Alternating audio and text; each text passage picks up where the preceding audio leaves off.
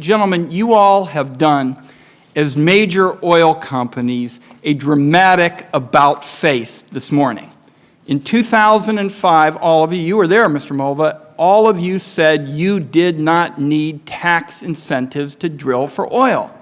And today you've come to say you've got to have them when oil is at $100 a barrel. I just think that position defies common sense, and certainly even adjusted for inflation, you're even doing better now than you were in 2005. So this debate's going to go forward, but I just want to make sure that folks who are paying attention to this pick up on that as we wrap up. Now, I have one last question I want to ask it of you, Mr. McKay, because of some of the comments that you've made, and that's the tax credit that exists for blending ethanol.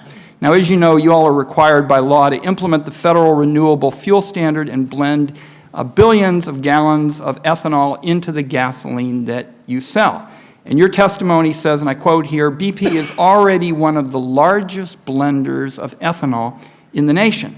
So my question, Mr. McKay, is why should oil companies, not just yours, but all of the oil companies, be getting $6 billion a year in tax credits for complying with an existing law to blend ethanol?